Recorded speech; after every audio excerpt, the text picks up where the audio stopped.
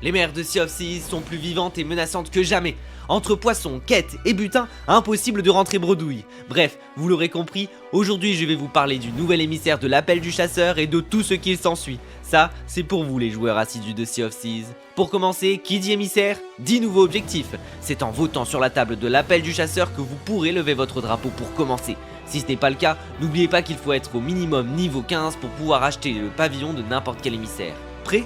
Direction maintenant votre table de capitaine. Vous pourrez y découvrir 2 nouvelles quêtes en rapport avec de la pêche. Mais plus question maintenant de simplement pêcher et faire cuire son poisson pour le revendre contre quelques pièces. Chaque quête vous donnera maintenant la direction du Nil en vous indiquant 1 ou 2 emplacements. Ceux-ci correspondent à des remous provoqués par un banc de 3 poissons. Alors munissez-vous de votre meilleure canne à pêche et en avant toutes. Il est frais mon poisson. Et en plus d'être frais, il vous apportera un joli prix chez nos nouveaux amis les chasseurs. Alors n'hésitez pas à en accumuler une bonne cargaison avant de vous rendre à l'avant-poste le plus proche. A noter qu'ils sont ni consommables ni cuisinables, ce sont des loots à part entière. Vous pouvez aussi choisir de plonger vers des raids, ceux-ci correspondent à des événements déjà existants, mais vous proposeront à la clé de nouveaux butins dédiés aux chasseurs, de quoi monter votre réputation ou votre niveau d'émissaire rapidement. Envie maintenant de frissons, que dis-je, de plus gros poissons? Alors assurez-vous de monter au niveau 5 de votre émissaire chasseur pour pouvoir traquer de jolies bêtes. Leurs icônes pourront apparaître sur votre carte et se déplaceront en temps réel, alors mettez le cap sur de rudes combats. 2 nouveaux mégalodons vous attendent de pied ferme.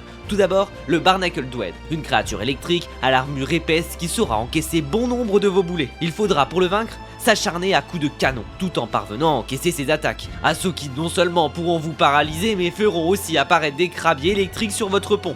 Il faudra avoir les yeux partout. Une fois vaincu, il vous procurera des coffres de corail ainsi que de nouveaux loots propres à ses prédateurs. Mais il n'est pas seul, le Fury de Winmar rôde lui aussi en mer et sera impitoyable. Mégalodon à la mâchoire de feu, celui-ci causera de lourds dommages à votre navire à chaque offensive. Chaque coup enflammera votre bateau, alors ne vous laissez pas submerger. Et si vous avez le malheur de prendre votre temps, il laissera exploser sa colère. Le Renma vous donnera une fois vaincu des coffres cendrés ainsi que des loots de mégalodons anciens. Alors maintenant vous savez que...